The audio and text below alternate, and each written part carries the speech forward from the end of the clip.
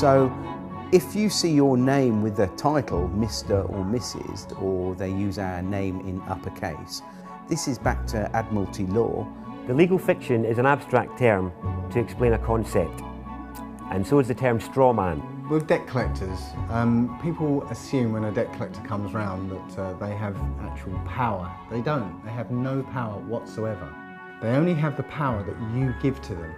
What are you doing? Film this, please. Don't obstruct me. I'm not obstructing you. Right. Show us the warrant. So we don't consent. You need our consent. That's the end of it. Do you mind telling me who you I are? won't tell you anything. So you're a police officer enforcing laws, but you don't know every law, is that right? That's correct. 90% of the crime, or 99% of the crime they perceive that is crime, is actually called victimless crime. There is no victims, and crime can only exist if there is a victim. You know, we've seen police officers more interested in becoming debt collectors and enforcing policies, you know, such as speeding tickets and fines and things like that, because they're easy targets. Once you comprehend the difference between lawful and legal, and ultimately what your legal fiction straw man is, the fear of debt collectors, police, and authority just goes away.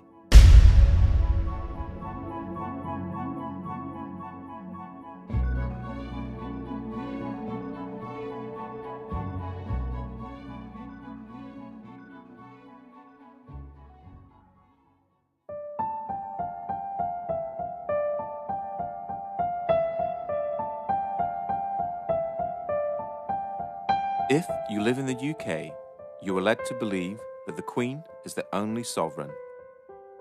This is wrong. The Queen is given authority through the coronation oath. Her oath was a binding contract between the Crown and the people of this nation. This means that we, the people, gave her her sovereignty. And as everyone knows, you can't give away something you do not possess yourself. That means that each and every one of us is sovereign. We each have supreme, independent authority over our own flesh and blood human body. The problem is, we have forgotten we are powerful. We have forgotten that we belong to and are part of one of the most amazing species that to our knowledge has ever existed. We have become media obsessed, and in turn obsessed with our own appearance and the way people think about us. The TV is king, but now that is slipping to the constant need to be in touch with our friends. Everything is about fear. Fear of debt, fear of terrorism, fear of ill health, or fear of climate change. This keeps us thinking that we need our government to protect us and rule us. With all this distraction, it is no wonder that most of us didn't notice the massive fraud that our countries and nations around the world have pulled on us. But as you will learn, government is a creation of man, and a creation of man can never be above man. They always need your consent, and this is where your power really lies. With knowledge always comes power, the power not to fear, the power to take a stand against anyone or any corporation that threatens you, the power to say no. It has been said that you need to know that you're in a cage before you can escape from that cage. Let's look into how you're being tricked and how your power is being hidden from you.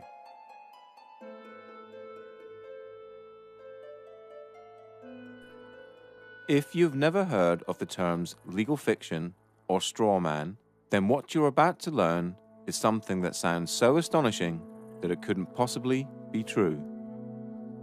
If I were to tell you that paying your tax, getting a driver's license, registering your car, paying fines, and attending court are all optional and that you are conned into agreeing with them, what would you think? All statutes and acts are optional too. Your straw man is a fictitious legal entity created at your birth through your birth certificate and the registration of that birth. Okay, my understanding of the legal fiction, which is also referred to as the straw man, the way I explain it when I do talks, I keep it really, really simple. And what I do, I liken it to a game of Monopoly. Now, in a game of Monopoly, you actually have a little token like a dog or a battleship or a hat, you know, like a little top hat, and you move it around the board. Now, I believe that they actually give us a fictional entity which we can actually use or not use. And I believe this is and a lot of other researchers do as well, that this is your name in either uppercase or with a title. That when each person is born, whenever a human being is born, there's two entities. One is the real entity, which is the human being, the flesh and blood, and the other is a legal fiction, a fictional entity that is nothing more than a piece of paper, the birth certificate. Again, we're duped into believing that these are one in the same, and so we're tricked into representing the legal fiction, the straw man, that birth certificate. So when people get fines and things like that, it's actually consulting the legal fiction, the non-existent entity, the corporate entity that is owned by corporations. You have any interactions with the bureaucracy, okay? They're not interacting with you, they're actually interacting with your legal fiction, because they can't deal with a flesh and blood human. Yeah, they have to deal with another corporation.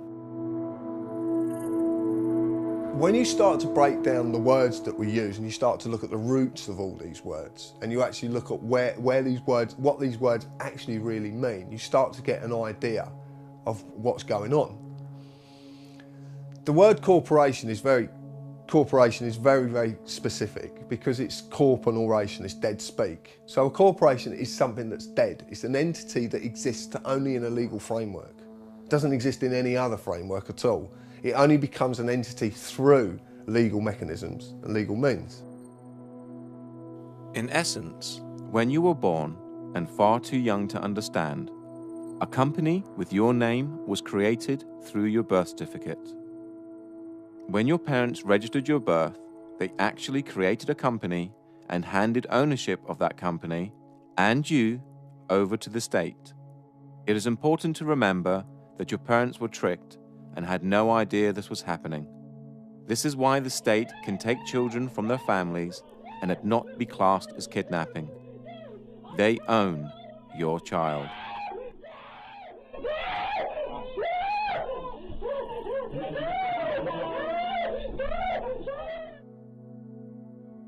They own 1/10. Because they registered the child, they have 9/10. Possession is 9/10 of the law. But there's 1/10 floating about somewhere. And the government have claimed that 1/10. So when the child, because I've had it from social workers, at least now, 3 social workers on separate occasions have come out of audiences and actually said to me, you're right in what you're saying, is because we have to get the birth certificate within 48 hours of taking the child. And if they can't get the birth certificate, they have to reapply to be able to get the birth certificate.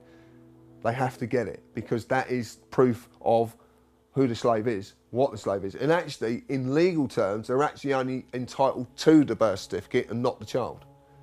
To take the child on the pretense that they are this legal personality is theft.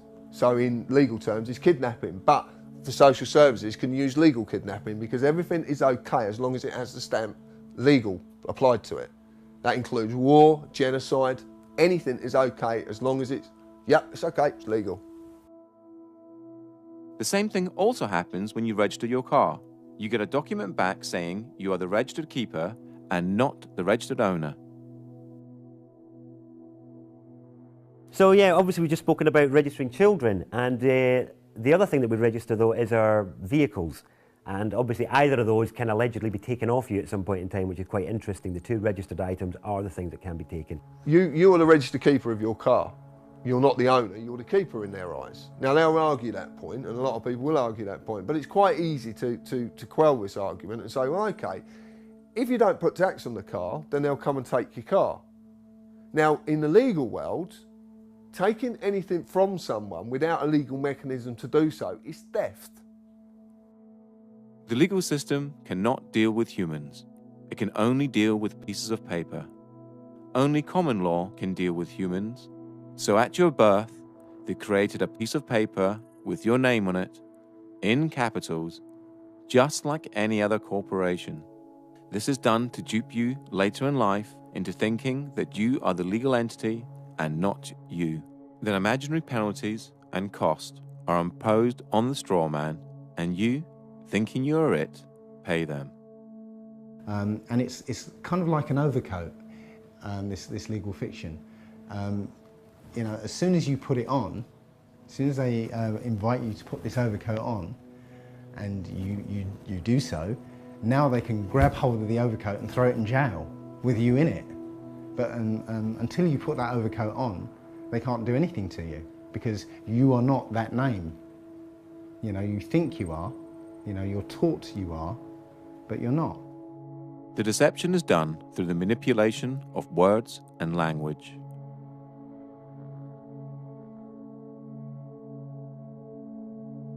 But that to me is legalese. It's just jargon that no one really understands, and because no one really understands it, no one ever questions it. We basically have a discussion that everybody is taught incorrect, but because everybody's taught incorrect, they believe it's correct. Legalese is a whole language of its own. It's a complete legal jargon that's not really designed for anybody to understand it other than those that are supposedly supposed to be enforcing it. And it's something that's so complicated that not even police officers understand what they're saying. What is wonderful is that they create their own language called legalese, and it has a completely different interpretation from English. You know, we're supposed to have you know, this sort of understanding that we were within the law, and yet they're not even using the same language as we are. The easiest way to understand legalese is to realize that there are many English words that have more than one meaning, depending on whom you are talking to.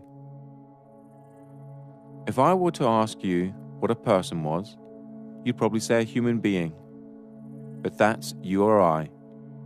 If you were talking to someone in the law society, i.e. a police officer, lawyer, judge, etc., they have a different dictionary to you or I, and person could mean company or corporation, i.e.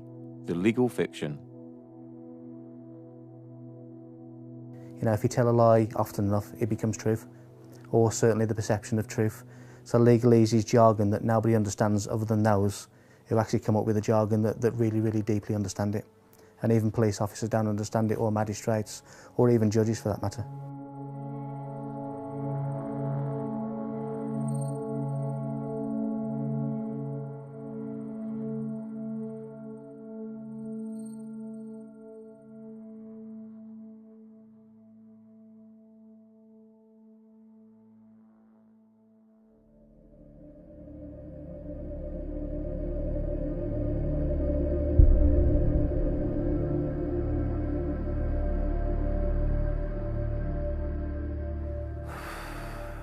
Tax is probably the best way, the only way better than fractional reserve banking to starve a community is taxation. And it wouldn't be that case if the tax was actually spent on the people and on the land, but because it's not, it becomes a starving of the people. This again comes back to corruption. And tax would be fine.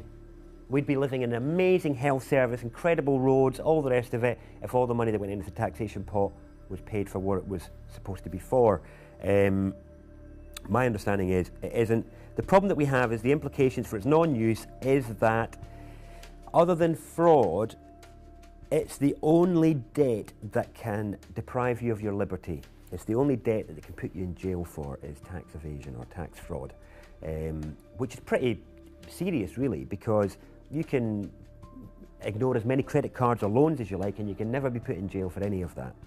But if you try and not pay your tax for a while, they'll really like to let you know about that. Funny thing is, I don't see many representatives of people like Amazon or big corporates that aren't paying their tax in the slammer. Maybe they should be.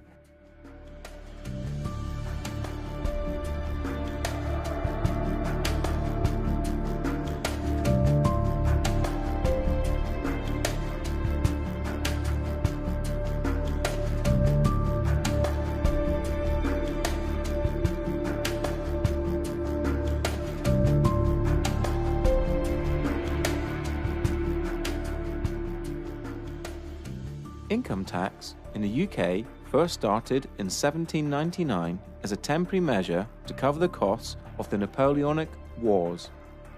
It is still a temporary tax today, which expires each year on the 5th of April and has to be renewed as a provision in the annual financial bill. Income tax was withdrawn in 1816, but was re-established in 1842 and has stayed since. Because of this, human beings are the only creatures on the planet that pay to live on it. The government does not own the product of your labor. If they did, you would be a slave. Since they do not own the product of your labor, then taxation can be defined as theft, or more accurately, extortion and blackmail. No man can own another, so no man can own the fruits of another man's labor. Most people will argue that it is a necessary evil and that it's legal because the government say that it is. How else would we pay for hospitals, police, roads, and so on? Well, reaching into your own pocket to help a good cause is noble. Reaching into someone else's pocket under the threat of force is despicable. Here is a quick analogy. I run a construction firm, and I knock at your door and demand £10,000 to build an extension, or I'll take all your stuff and throw you in a cage. Essentially, that's what the government do when they tax you. They say they're going to supply you with services and protect you, but if you don't pay them, just like the mafia, they are the ones that come after you and use force and violence to get the money out of you. The trouble is, most people never look at these situations from these angles, and so rarely see the deception that is constantly being pulled over our eyes. A large percentage of all the tax you pay is used on war, bailing out the banks, and paying off the national debt. It has been calculated that 47% of all your income is spent on tax. You work 5 to 6 days a week and get to keep 54% of your wages. Then you have to pay for your mortgage or rent, gas, electricity, water, food, clothes, and that's just the basics. No wonder both parents have to work and work constantly, unlike families of just 50 years ago. You are a slave, and you're in a metaphorical cage that, just like Neo, you cannot touch, taste, or smell. A prison created by the mind of man. Governments essentially run human farms and feed you the perception of freedom. Governments do not make money within themselves. The government's primary function is to trick money out of your pocket and feed it into their business, so they can carry on with wars, deception, and human farming, all in plain sight.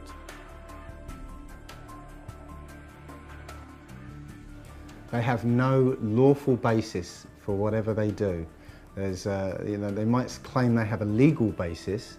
Now, legal is a different thing altogether. It's essentially based on contract. You have to contract with them before it becomes law. This is a prison without bars. This is a prison without big walls to keep them in. It's just a prison of the mind. The main implication of not paying tax is that you'll grow a set of balls and you'll turn into an adult. That's the main implication.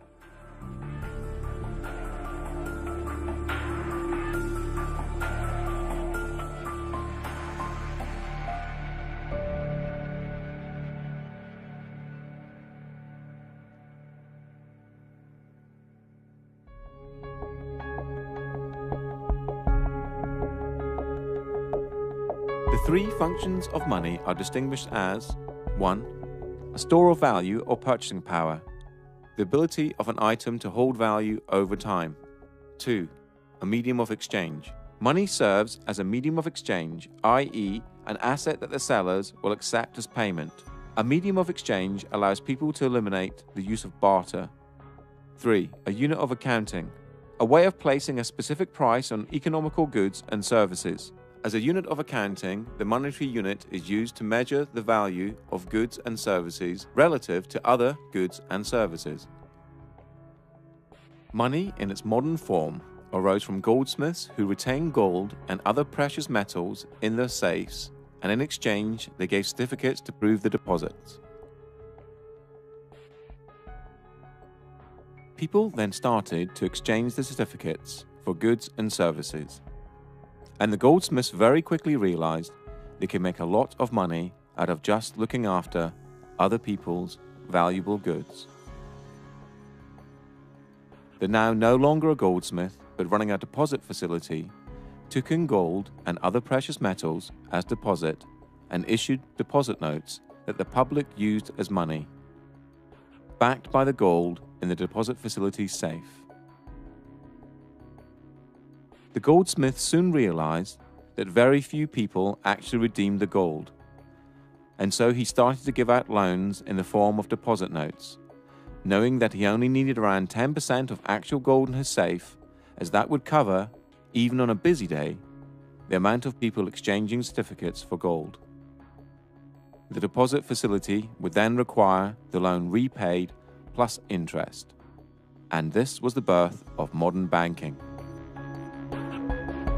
Through the years, money has been backed by, given a store of value, by the silver standard and gold standard, meaning you could redeem the note for gold, just like it says on this US note here, if you so required. On the 21st of September 1931, the gold standard was abolished in the UK, and on the 13th of August 1971 in the United States. Since 1971, the majority of the planet now use fiat currency. Fiat currency is money backed by nothing and has no value. It only has value because it's decreed as such by the government, and more importantly, we all believe it has value. The only entities that have the legal authority to create money are the Treasury and the banks, and they create it out of nothing.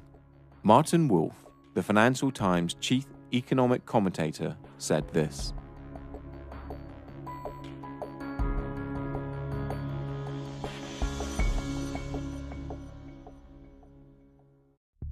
only 3% of money is physical and 97% is electronic, and this electronic money is completely controlled by the banks. To repeat again, the banks create money out of nothing and then lend it to you and ask you to work using the most precious commodity on the planet, your human energy, to pay back the loan plus interest. Money is essentially a claim on human labor and can also be defined as debt. A debt is created for you to pay back. So why don't the banks just print money and get rich that way? Well, because they need you. They need you to create a promissory note in the form of an agreement. A promissory note is a species of money, and when you complete and sign the agreement, the document now has value, just like a banknote. So, at the heart of money lending is a massive fraud.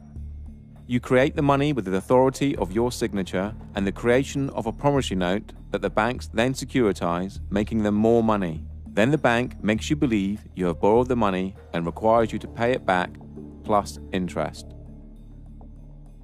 Please remember this when you get to the section about debt later on in this documentary.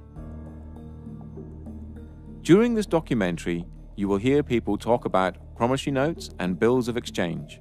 A promissory note is a promise to pay and is created by you, the debtor, and a bill of exchange is an order to pay and is created by the creditor. And they both have value.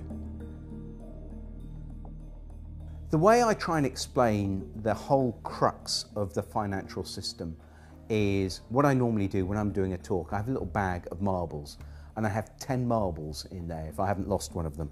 And so what I do, I sort of get the marbles out, show everyone, right, 10 marbles, put them back in the bag. I say, right, is there anyone here that can get 11 marbles out of this bag? And they're all looking at me like I'm mad. I say, well, that's how the banking system works. It's absolutely crazy because what they do, they create a certain amount of money, but then they want more back. But hang on, that interest that they want more back doesn't exist. It can never exist. So two things have to happen as a result. one thing, the supply of money, or marbles, whatever we're talking about, has to increase. Not only does it increase, it has to increase exponentially, more on top of more. So it's basically, the curve is going up and up and up and up. The other thing that happens is people are always, it's like musical chairs. You know, if we all stand up and dance and then we all sit down, but a chair is taken away, somebody is going to end up on the floor. Somebody can't find that money to pay back because that money does not exist. And this creates the poverty and crazy competition and not enough to go around. And this is the biggest problem with fractional reserve banking. Well, you think about it, they don't teach us at school anything about money. I mean, money's about the most important thing in this society. Why don't they teach us anything about it? They can't, don't they? They can't. It's a confidence trick. Yeah? You know, and it's 180 degrees from the way we think of it. You know, we think that money comes from somebody else, but it actually comes from us. Yeah. You know, when you get a loan, they present you with a loan agreement. Yeah. What do you think that loan agreement is? What is it? It's a promissory note. Yeah. I promise to pay back 3 times the amount if it's a mortgage. You know. So what they do with that promissory note, they monetize it. They put it into an account and cash it. And now they give you that money and say, now you have to pay it back to us. But you created that money. You know, it's your promissory note. You created that money. So transaction's over with. You don't have to pay them back because they didn't do anything. They just went, thank you very much, and here you go. Fundamentally, a promissory note is a promise to pay. Now, if I was going to give you a promissory note for 2 dozen eggs, that means here's an IOU, the IOU, 2 dozen eggs. Now, it could be on demand or it could be at a set time in the future. If it was on demand, you would be within your right to say, John, look, anyway, here's a promissory note. It says on demand, I want 2 dozen eggs. So I said, all right, look, I haven't got on me. I'll pop over the shop and get you your eggs. Here we go, there we go. And this is what we did originally when promissory notes started out, was that we used them to make a promise that, because, I've got like all these pounds of gold, right? And I want them stored safely. And I want to be able to trade that gold, but without the hassle of carrying it around. So what I do, I go to the bank and they give us a promissory note. So I've got this promise to pay. So I can then take it somewhere else and say, look, I've got 2 pounds of, 2 pounds of gold here, or silver, whatever it is. This is how it started out. Now, at no time have promissory notes been, outlawed or taken away. And this is how big corporations actually trade with each other, with promissory notes. And in their memorandum articles of association, when they set up their businesses, a lot of them will state within their documents that they will take promissory notes. Now, the problem is, of course, that the actual Bank of England and our government, working with the banks, have taken away all the value to the promissory notes, which are used as our currency. So now the promise to pay £1, well, £1 of what? It's not £1 of anything. It's just, it's now become like monopoly money. This is back to the analogy with monopoly. It's not worth anything. So basically it's just a piece of paper. So what we do, we can actually say, well, here's a promissory note for £1,000. I want to swap it for your promissory note, or put it into my bank account and credit my bank account with £1,000. Now, we spoke to a bank manager and we said to the bank manager, could you tell me what would happen if I came to your branch with a promissory note for £1,000? Would you have to accept it? And his words were, yes, of course I would. It's law. So you're going to accept a promissory note? Of course, no, I'm not going to accept it, but by law, I have to. So this is a bank manager that knew the law. He also knew the difference between a bill of exchange and a promissory note as well. So he was well up on his law. So, and remember, these are statutes, but because these are companies, they have to apply by their statutes, you see. We don't, but they do. So it's almost like, you know, they create enough rope and they end up hanging themselves, you see. So it's actually, the statute is the way that we actually overcome them, I believe. But, yeah. Because this is evolving, so, you know, as we do things, they do things to counter and so on. But this is evolving. The latest one is along with the remittance slip, other people have created a promissory note, which is literally a piece of paper that says, I promise to pay the bearer the sum of blah, blah, blah. And you sign it, date it, and now that becomes a specie of money according to the Bill of Exchange Act. In fact, the money in your pocket is a promissory note. Somewhere it says, I promise to pay the bearer, and there's somebody's signature on it. And it's actually an invalid promissory note because it's not dated. Or actually, that's wrong. That's actually wrong. It's on demand, so it is dated.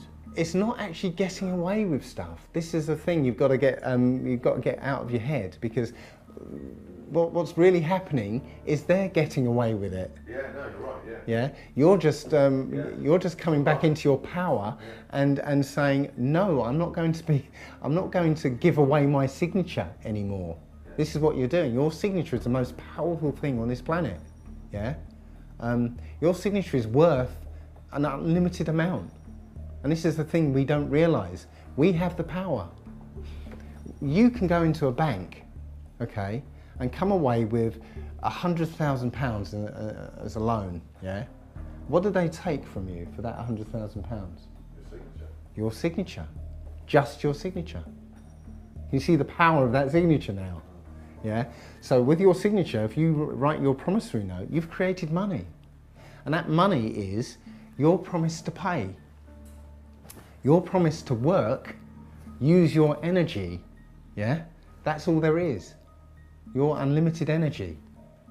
And that is what the money is. And you supply it, not banks.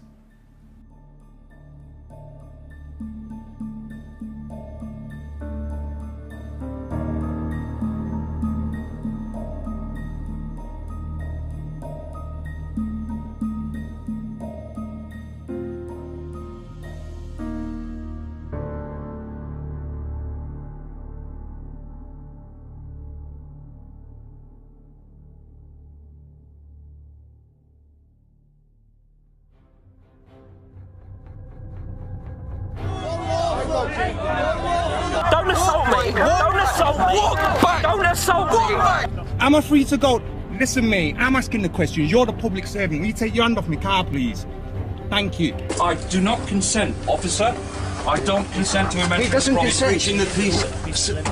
But I am sovereign over my human body, and I do not consent to any search. I do not consent to any authority you feel you have over me. I am a sovereign British citizen, and I do not wish to be searched. I am the county court bailiff. No authority. Excuse me, it's our right to film you. It's our right to film you. Yes, it is. Under what law can we not allow to film you? Because I'm asking you not to film. Yeah, but you have no authority to tell me not to film. Because we're in a public area. James Parisi of the Quincy Police Department. What is your name, sir? That's good to know, sir. Yeah, what is your name? Well, I don't think that by law I have to identify myself if I'm on the sidewalk minding my own business and there's no laws being broken. You said, look, mate, I can't give you the full section. Can't give you the full section because you can't expect me to know it. Is your words, yeah? And I'm saying, well, if I can't expect you to know it, you can't expect me to know it. Can you show us a warrant, please? I think we've got a warrant for the arrest. Can you show us a warrant, please? Show us your documentation. Show us a warrant, please, with a wet signature.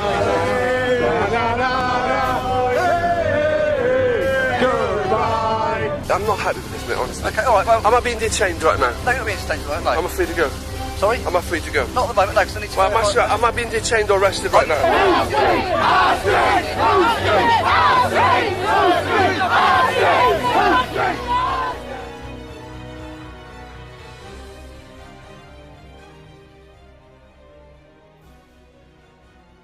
The difference between lawful and legal, as I see, is lawful relates to common law, the law of the land, the law which governs all people, the original law, which is quite straightforward. To me, it's a case of don't cause any harm or loss or damage to any person, and don't cause that to happen to anybody.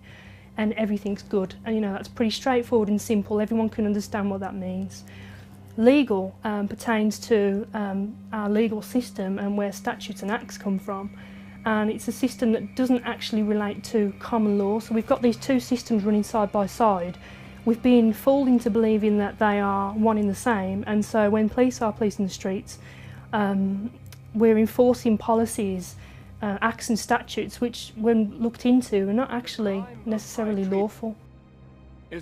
Common law is the law of the land, and laid down over centuries of court cases in front of juries, humans making law for humans. For the severest measure of punishment. Common law pertains to lawful, and anything outside of lawful falls under the legal or no system at all. The legal system covers all statutes and acts and civil matters. Things like owing money to banks, not paying fines or tax. Basically, anything that isn't criminal. For there to be a crime, there has to be an injured party. In this case, a human. And there are three basic principles that all law needs to apply to. They are as follows. Do not breach the peace. Cause no one else any harm. Cause no one else any loss. Do not use mischief in your promises and agreements. Apart from that, everything else is free rein. Lawful refers to the natural law, the law of the land. Okay, and that's not causing any harm to anyone, obviously not stealing from anyone, and not using fraud in your contracts. So basically, you're not doing any harm or trying to get one over on anyone else. Legal refers to the statutes, which I mentioned earlier, and the statutes are basically all the rules of society. And not just, we haven't just got the UK statutes, but we've got all the European statutes. So you've literally got tens of thousands, if not hundreds of thousands of laws, which every day, we could be breaking without knowing. We all know that you can't go around raping and killing and murdering and invading. We don't need fucking laws for that. Like, we'll deal with that as it comes. But anything other than that, what you want to smoke, where you want to live, where you want to take a shit, who you want to insult, not a fucking other adult on this planet. Like, what are you, my dad? Are you my fucking dad telling me what to do? Like, that's how I feel now when police or control freaks try and give it to me. Legal is essentially according to contract. You have to, the rules that are sort of handed down to us, but you have to contract with them before they become law. And that law is contract law. You enter into contract, you're bound by it. So yeah, it's two different things. One's overlaid on top of the other. Parliament has no say in common law and is bound by it. So they create Acts of Parliament, and in the US, Acts of Congress. Because government is a creation of man, and a creation of man can never be above man, they need your consent before they have the force of law. The principle of by consent, if people don't realise, is that we obviously have police because we want them, and that we only have to do what they say if it's reasonable, if we consent to what they're asking to. That is the principle of it for me. Obviously, the larger issue is the assumption that everybody who's walking on this land has given consent to be policed by these people. And that's an assumption that most police officers in this country live by without realising that it's not true, and this is where diplomatic immunity is a good example of where, well, actually the consent isn't given and the police don't have the power to act. Another good example that shows it's all about jurisdiction is that our police have no power at all at the American embassy. But that's on our land, isn't it? And that's another example. Embassies are a good example that shows that jurisdiction is portable. It's not tied to land, it's tied to the party. So I can carry my jurisdiction with me, which is the whole principle of sovereignty in general. My understanding of policing by consent is that, as I said earlier, when a law is passed, for it to be lawful, it has to have the consent of the people. People have to consent to that law and consent to abide by it. But unfortunately, I think we're in a system now where that obviously doesn't happen, but people don't realise that by verbally agreeing with, let's say, a police officer in relating to a parking ticket, that you're entering into a verbal contract, and by agreeing with what the officer is saying, you're consenting to being bound by the law, or whatever the law is. And people, when we say words like "do you understand," when a police officer says to you, reads the caution and says "do you understand," what they're actually saying is, do you stand under our authority? Now again, you know, I didn't know this as a police officer, and even the words that are spoken as a police officer, police don't even necessarily understand themselves. So I believe that people have to consent to a law for it to apply to them in the legal sense, because it's not common law. So when you interact with the police or the court system, they will ask you for your name, address, and date of birth. This is done to create joinder between you and your legal fiction, and to trick you into representing it. Once you agree to represent your legal fiction, now they can deal with you. They can only apply their legal mechanisms if they have the name of the slave they're dealing with. If you state, well, I don't want to give my name, then they can't apply the mechanisms to you because they have no name for their paperwork. And remember, all their systems work via paperwork. It's all paperwork. I think you might be wanted. Well, if I'm wanted, what's the problem? Could be arrested. Well, then arrest me then, innit? I need to establish who you are. No, you don't. If you think I'm the person that's wanted, arrest me, innit? Where do you live? Tell me your date of birth. What? What can you want? I want your details now. Lock me up for what? Give me your details. Give me your details. Give me your details. Well, get my details. And I tell you this as well. Yeah, I tell you this as well. I'm not a criminal. I'm a peaceful man sitting out here. I just burn down the system of corruption and pollution that we are represent. But in the meantime, I'll leave you to it. But obviously, if there are any problems, then I might have to come back and obtain your details and speak to you further. Look, you have no right to just leave me to it. You have no right to say you're going to come back and ask for my details. I'm me, he's him, yeah. You're you. That's our details. Oh yeah. Am I obliged to give you my details? We've spoken to you.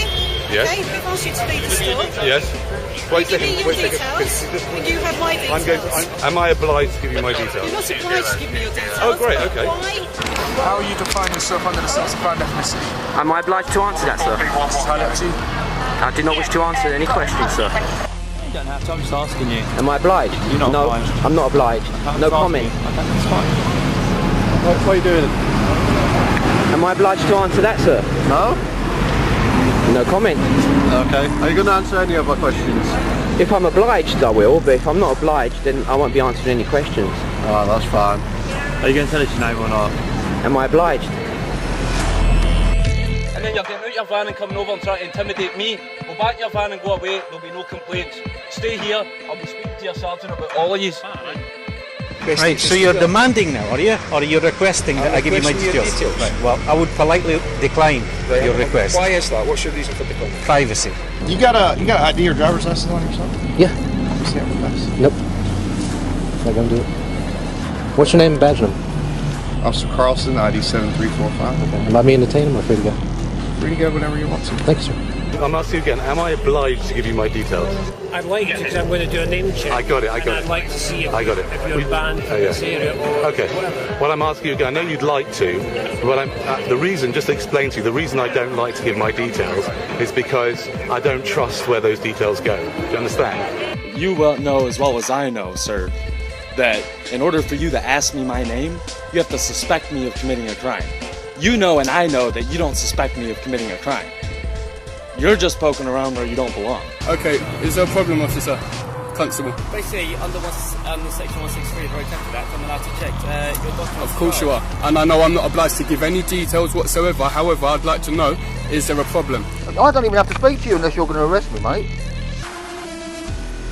You got some mental health problems? No, mate. No, I just know my right to remain silent. Well, No, I didn't. Yes, you did, mate. When the camera was not on. Right. That's what Sir, you said. Have you got a okay? contact phone number? Right, no, I haven't got a contact phone number. I'm not obliged to give any contact phone number.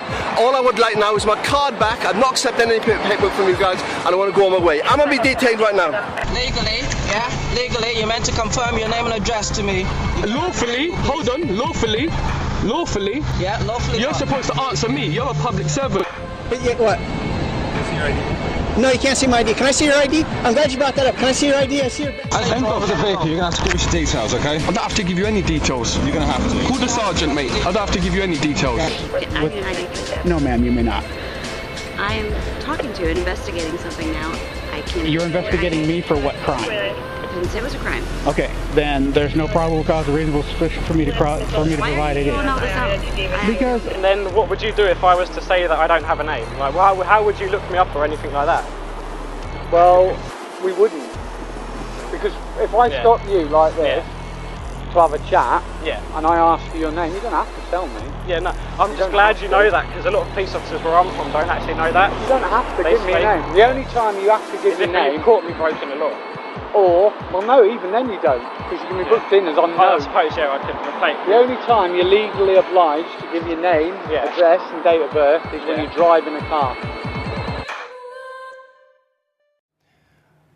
If you haven't broken any laws, you don't have to do anything. You don't have to interact with the police if you don't want to. If they come up and try and engage you in conversation, and you haven't done anything, then you don't have to engage in conversation with them. You can just, you're free to walk away. If they want to detain you, they need reasonable grounds to do that. And if they don't have reasonable grounds to do that, then they're actually in breach of their oath, and they're liable. With statutes and acts, the consent of the people, those are the people that's there to govern, has not been obtained. And so, you know, it's frowned upon. It's very much a grey area, and police are being used to enforce statutes and acts of the legal system, and not really understanding what that means and what it means as a police officer to police. I believe that Black's Law Dictionary states that a statute is a legislative rule of a society given the force of law by those who consent. So a statute it doesn't actually say a statute is a law, it says it's a legislative rule of a society given the force of law, but only by those who consent to being in that society or consent to the fact that consent to the law. So if you say to a policeman when they stop you, I'm sorry, I do not consent, I do not understand, that is, I do not stand under you, then you can step away from that. But it's important that you uphold the actual natural law. And of course the policemen and magistrates and also the Queen, they all state oaths to the law of the land. So you can ask an officer if he's actually, are you on your oath? So it's important that we can actually get them on their oath, because they don't swear an oath to uphold the law of the sea or statutes. They swear an oath to uphold the law of the land. If you're pulled up by the police and the police say to you, can I have your name? And you say no, which officially you don't have to give your name. It's actually on the Metropolitan Police site itself. It actually says you don't have to answer their questions. But if you don't answer their questions, they're going to do one of two things. If you get a good copper, they're going to go, okay, not a problem, you haven't really done anything wrong, we'll leave you alone. You get a bad copper, then you're going to get dragged to the floor, roughed about, cuffs on, you'll be dragged down a station where you will be bullied and coerced into giving your name in the end. And if you don't, they will just keep you as long as they possibly can. To lock any human being in a room that they can't leave, and especially in a room that has the very, very bare essentials, is torture. So remember, if you haven't broken any laws, no one has the right to tell you what to do. We are all equal in the eyes of the law, from the Queen to the police and to you or I, and we are all innocent until proven guilty. So if a policeman stops you in the street and you haven't broken any laws, do not comply. Always ask, am I detained? Or, am I free to go? Do not give your details and ask if you're obliged to. If they do try to search you or arrest you without your consent, tell them you are doing this under duress. If you have not broken the law, do not comply. Only interact with the police if you wish to. If you do not wish to, do not consent. The more of us that do not comply, the less likely this country will become like Nazi Germany or Communist China. The police swear an oath to the Queen, so ask them if they are under their oath. If they reply yes, they are bound by said oath and can only uphold common law.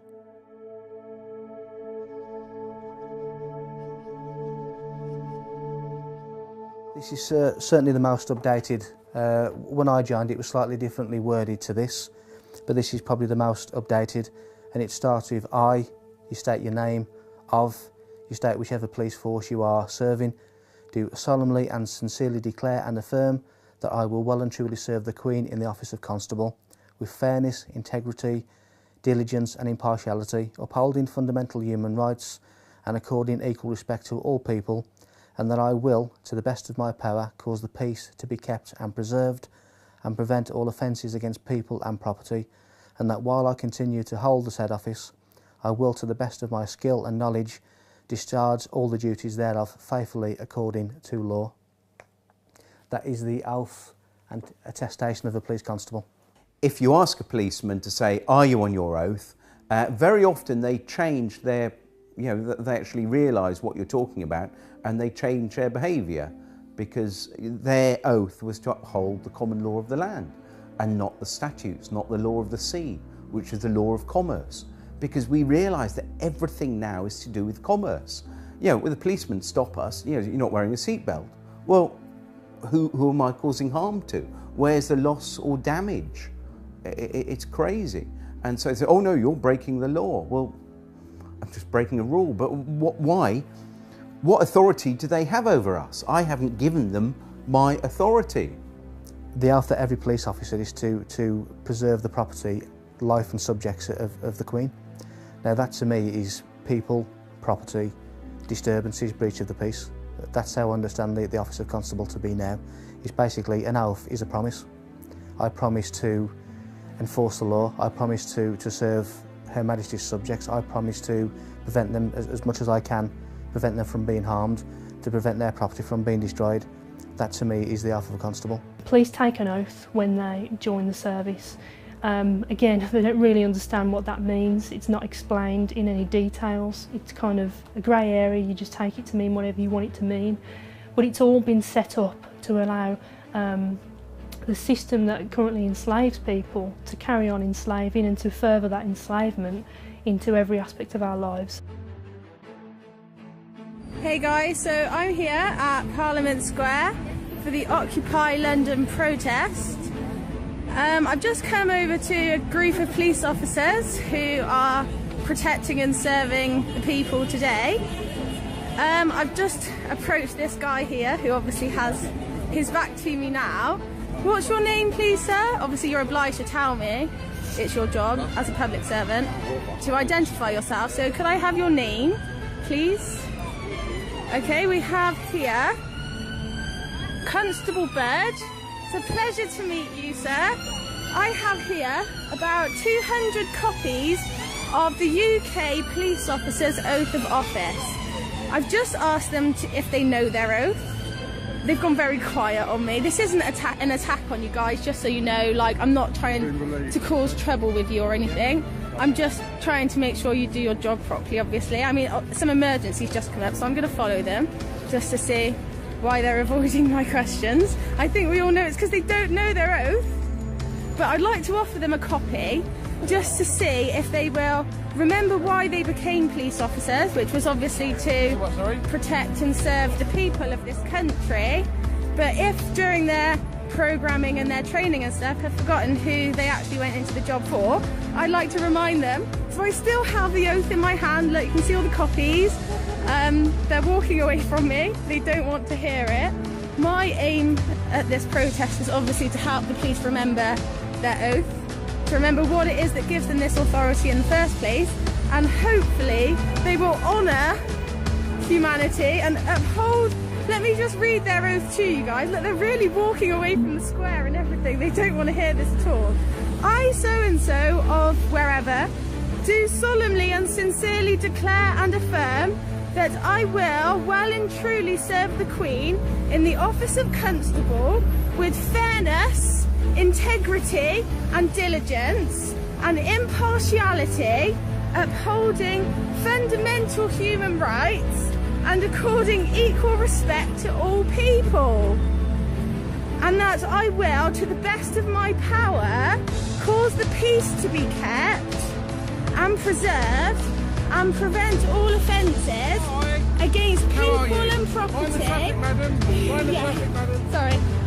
Sorry, where was I?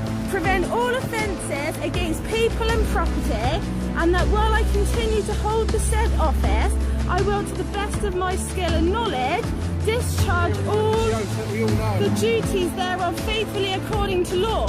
So could you now recite that back to me? This is going on the internet, by the way.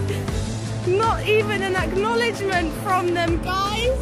This is what we're dealing with. They've just completely ignored all attempts and walked off to their van and gone away. What are we supposed to do? I'm not giving up. I've got about 200 copies of their oath of office that I'm going to give out to them, and I'm going to ask them to uphold it and say, will you honour this oath and remember why you started this job? And hopefully, fingers crossed, some of them remember that it's the people that they work for. So wish us luck, guys, because we're on a mission to convert these guys to truth and love. Wish us luck. Namaste.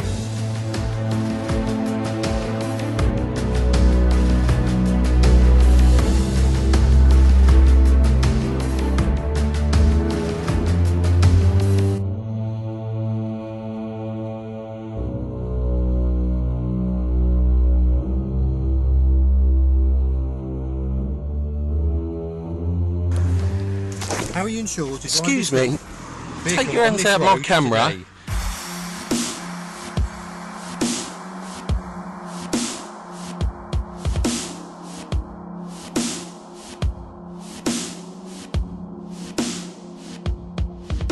So I've seen many sorts of videos on YouTube and the like recently where people have been filming encounters with police officers, and they've basically been told that they can't film. Well, if you look at the Metropolitan Police's official website, it actually states that you can film police officers. If it's in a public domain, if it's in a private domain, then obviously that may well be different, because there's certain laws of corporations and whatever that may prevent that. But certainly if you take a camera or a phone and you record the encounter, there's nothing illegal about that at all. It maybe help as a witness as an accurate account of what's being said, so there's sort of no ambiguity at a later stage. But certainly not illegal to film anyone in a public domain. There are simply no laws preventing you from filming in public. This also includes the filming of the police performing their duties. Here is a letter that was sent in 2010 to all police stations regarding filming in public. Dear colleagues, guidance for photographers. I am writing to you in my capacity as chair of the ACPO, Communications Advisory Group, which sits in the presidential business area. There have been a number of instances highlighted in the press where officers have detained and deleted images from their cameras. I seek your support in reminding your officers and staff that they should not prevent anyone from taking photographs in public. This applies equally to members of the media and public seeking to record images who do not need a permit to photograph or film in public places. ACPO guidance is as follows. There are no powers prohibiting the taking of photographs, film, or digital images in public places. Therefore, members of the public and press should not be prevented from doing so. We need the cooperation with the media and amateur photographers. They play a vital role as their images help us identify crime. We must acknowledge that citizen journalism is a feature of modern life, and police officers are now photographed and filmed more than ever. Unnecessarily restricting photography, whether for the casual tourist or professional, is unacceptable, and it undermines public confidence in the police service. Once an image has been recorded, the police have no power to delete or confiscate it without a court order. Yours sincerely, Andrew Trotter, Chief Constable, Chair of ACPO Communications Advisory Group.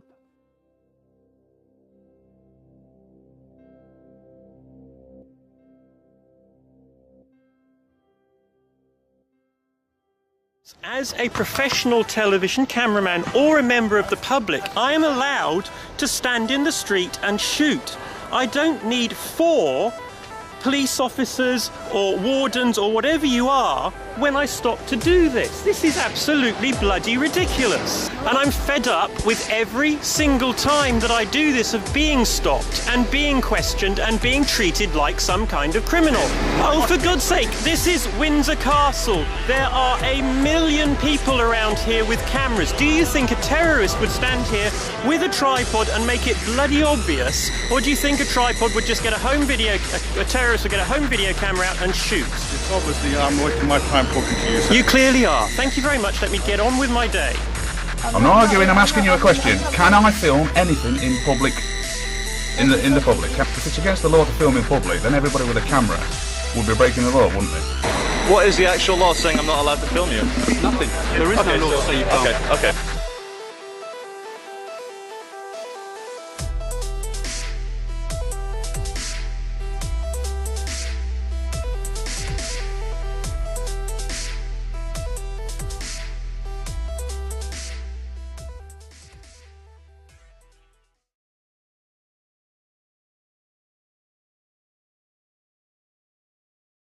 There is only one act that gives police blanket powers to search the public, and this is Section 60 of the Criminal Justice and Public Order Act 1994.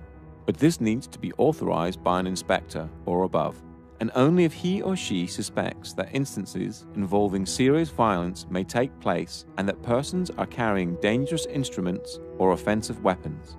The order will cover a specific area, normally a town or suburb, for a period of no longer than 24 hours. In a nutshell, if there has been a riot or a gang fight or something of that nature, a Section 60 may be brought into force, and anyone in that area can be searched without reasonable grounds for suspicion. All other bases for searches need reasonable grounds for suspicion, and they must follow Go Wisely. Officers conducting a stop and search will work through a process called Go Wisely. If officers do not follow Go Wisely, they leave themselves open to an assault allegation and the search itself being unlawful. The police currently have over 20 stop and search powers. They are mainly for weapons, drugs, stolen property, or articles intended to damage property. Those made using powers from Section 1 of the Police and Criminal Evidence Act, commonly referred to as PACE searches, are the most common. Go Wisely is a mnemonic that was created so the police could easily remember the terms laid down in Section 1 of PACE. Section 1 of PACE is the foundation document for all searches that require reasonable grounds for suspicion. In this modern age, it is very easy to download the documents from the website supplied, such as Section 1 of PACE, a breakdown of Go Wisely, etc., and keep them on your mobile phone, so if you do ever have an encounter with the police, you have evidence straight away to show them that you know what they require to make the encounter legal. If a police officer insists on searching you, do not resist. It will only end one way. Tell the officer that you are alarmed and distressed and you are being searched under duress, and make it very clear that you do not agree with the search and only sign the paperwork if you want to. Signing the paperwork means you agree to being searched. Take a lesson from the previous section and always film your encounters with the police. This tactic works twofold. Normally, when you pull a camera out, the police completely change their attitude and work to a more professional standard. Secondly, you have evidence of the entire encounter in case the police officer tries to make any false allegations against you. If you are being searched under the Misuse of Drugs Act 1971, the police officer must comply to go wisely as laid out in PACE Section 1. The root power for the search comes from PACE Section 1 and they must adhere to it. If the police do not follow PACE Section 1, then the search can be considered unlawful and an assault charge can be filed against the officer or officers, as with R v Bristol 2007, where the police refused to give their name and the station they were dispatched from. From the mnemonic Go Wisely, the most important aspects for you to question are grounds, object, and lawful reason. Ask the officer what are the grounds for the search and the object of the search, what he thinks he will find, and what laws allow him to do this. This is important because the police have to justify why they have stopped you and record this, and asking the questions makes it harder for them to stop you without reason. The point to all this information is, the police cannot search you unless a Section 60 is in place, without reasonable suspicion. You can, in such cases as a drug search, refuse by not giving consent, as laid out in the Drugs Act 2005.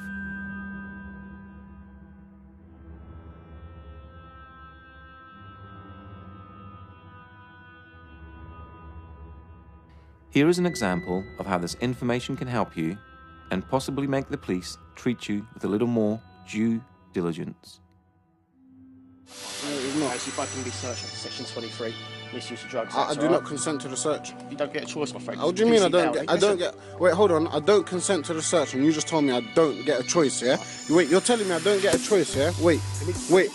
Because you're a public servant. I'm going to let you search me after you answer my questions. You're telling me I don't have a choice, yeah? That's what you're saying. I don't have a choice, yeah? What I'm saying to you is I don't have a choice. No. You're a public servant. I'm allowed to record you. And plus, do you know what? You can take my phone and smash it. This is live streaming. You can take the phone, it's live streaming, it's going to save straight into my laptop. So you can try to confiscate it all you like. I've got you on camera. You just said I don't have a choice. Don't touch my phone, that's assault. You just touch my hand. If I did that to you, I'll get nicked for assault. Don't do it to me. Well, I'm not here for nicking people for assault. Yeah, well, don't do it to me. Okay. What I can technically do is see that as evidence. You can't. Yes, I can. No, you can't. It doesn't matter because I still got it on my laptop. It's a live stream. Go on. What you searching me for? What you searching me for? Come out that bin. Yeah, his hand's gone down. He drops in behind the bin. All right. Yeah. All right. Yeah. You. Okay, which gives me the reason to believe the fact you're down an alleyway for no real reason. I just told you, yeah? I'll tell you what I'm going to do. We're going to walk up to that bin. Yeah. And if I see anything down there, yeah, all right, I'm going to turn a pair of you over. If all I right, don't, cool. then we're good, yeah? Walk up then. You walk up. I'm going to walk after you, my friend. You're a public servant and you're not following your duties properly. Listen, my duties, okay? Your duties are to uphold the law of the land, and that's it. Nothing else. Nothing else.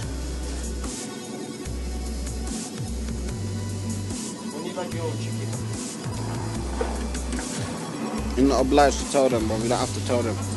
And I'm telling him the law, innit, just in case he doesn't know. He doesn't have to tell you. I will not calm down. You don't have to tell them your name, Phil. If you want to, you can, but if you don't... Yeah? You never found nothing, you're not going to search me, that was your deal, innit? Yeah, that's my deal. Cool.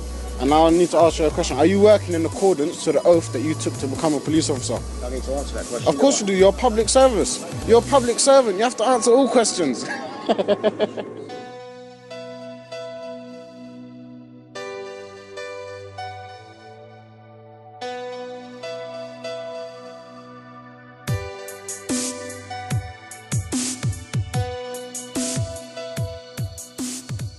How do you feel about being searched for knocking on the door? I feel like an animal. I feel like I'm being thrown against the wall and told to empty my pockets. Yeah? This is like a legit gang. How often do you get stopped and searched? Every day. Every day? Every day.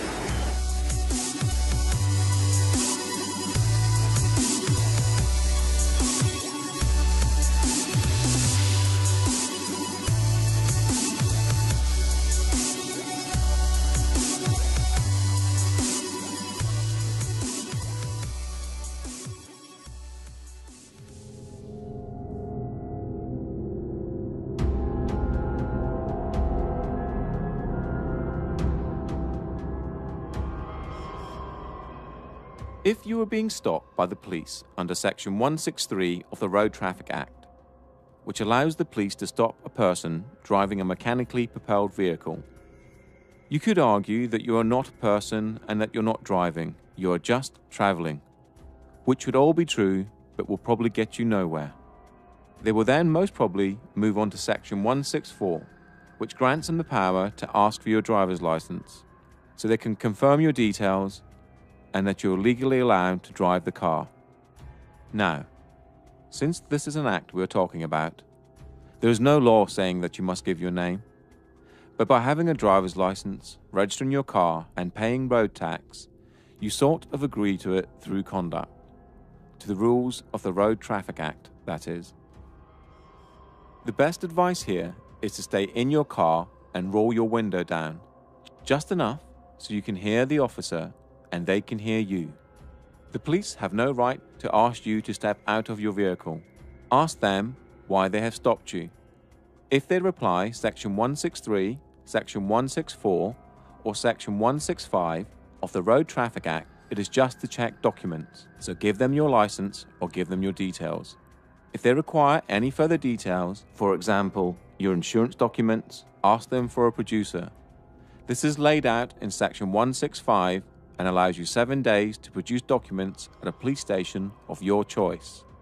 This could also be the key to not having your car towed if the police cannot confirm you have insurance. It is clearly laid out in Section 165 that you have 7 days to produce your documents before it becomes an offence. The police have no right to grab your keys out of your vehicle if they are stopping you under Section 163, 164 or 165 of the Road Traffic Act. If you wish, respectively decline to answer any other questions. Officers have to be in uniform to enforce the Road Traffic Act, as it is a statute. Plainclothes officers cannot use Section 163, Section 164 or Section 165 of the Road Traffic Act, or enforce any statutes or acts that do not contain a criminal element. Through extensive research, the makers of this documentary now believe that the majority of pace, stop and searches and stops under the Road Traffic Act, Section 163, are for intelligence gathering purposes, and this is why they are on the increase and officers are not trained or forced to remember the wording of individual acts, as it would contradict with what they are doing.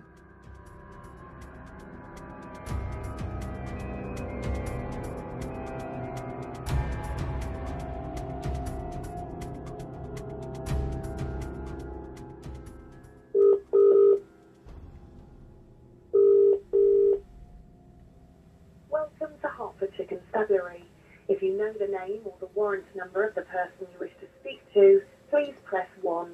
A new trend is occurring with police searches, and it has to do with the taking of mobile phones to check the IMEI numbers.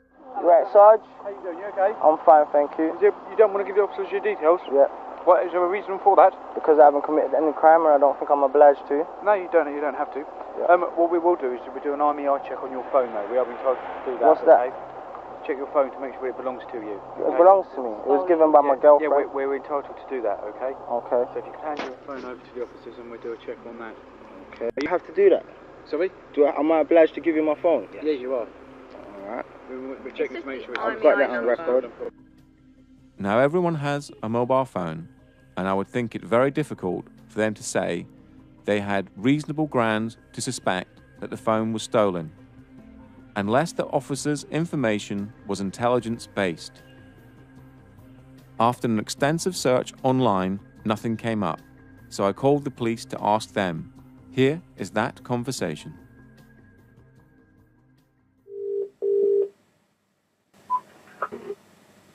How can I help you? Yeah, hi mate. I don't know if I've come through to the right number or not, but I just got a really quick question about police procedures. Yeah, a friend of mine a couple of weeks ago was stopped in the street. It wasn't in Hertfordshire, it was in London.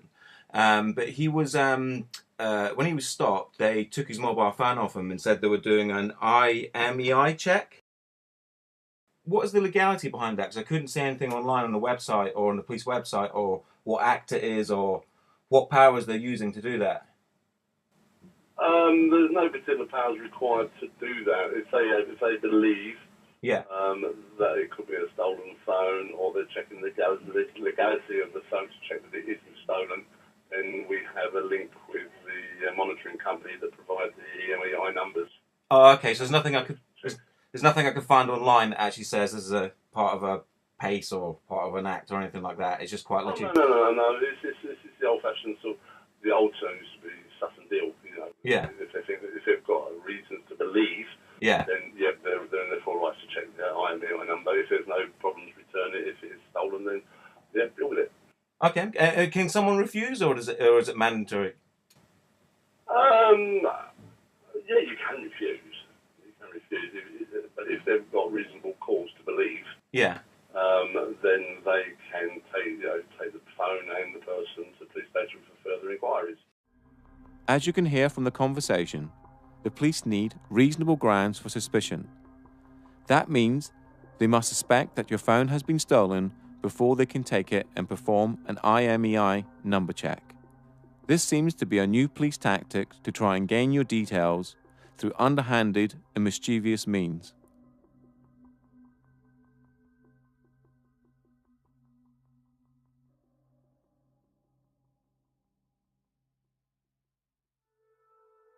A breach of the peace is an old common law concept which is used to prevent unlawful violence against people or property.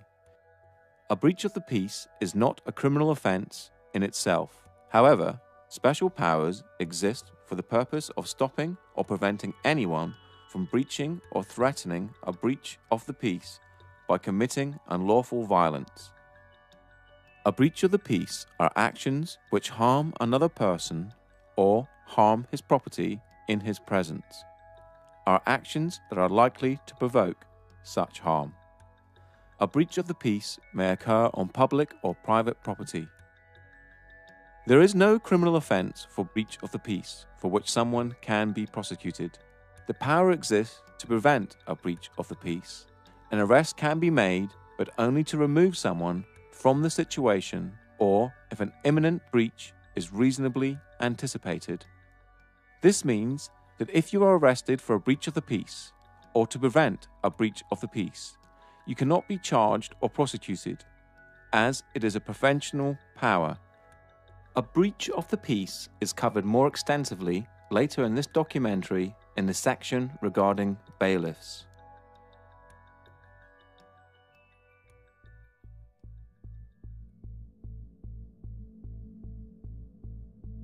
Section 5 is probably one of the most abused powers the police have in their arsenal, and a police officer can arrest without warrant if he believes you're in breach of this section. Since February 2014, the word insulting has been removed from the Act to move into line with Article 10 of the Human Rights Act.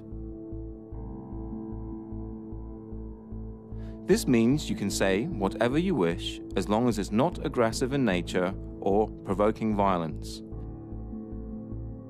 The best advice is to stay calm and not swear or make threats, and as long as you have not broken the law, harm, injury or loss to a fellow human, you will be fine.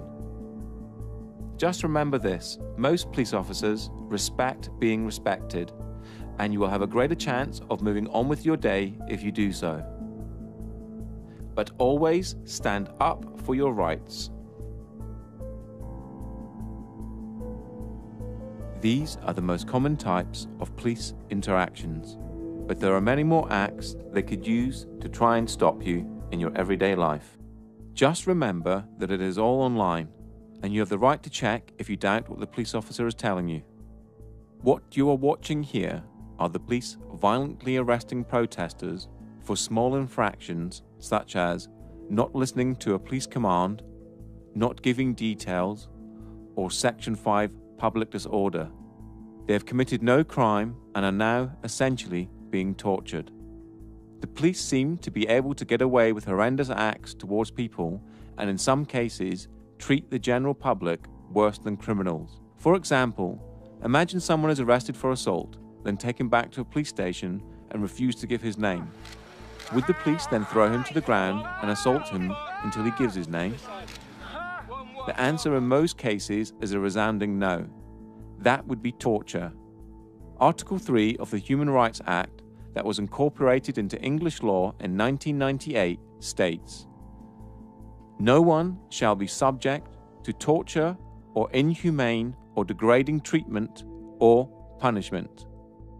Another case similar to this would be smashing someone's window to enforce the Road Traffic Act, essentially breaking a law to enforce an act, a rule. The police need to go back to policing, preventing a breach of the peace and protecting people and property. Upholding rules should never be done by force. You are a sovereign entity, and no one has the right to tell you what you should or shouldn't do or how you conduct your life if you haven't broken any laws. If someone had that power over you, then you would be a slave. Think about it.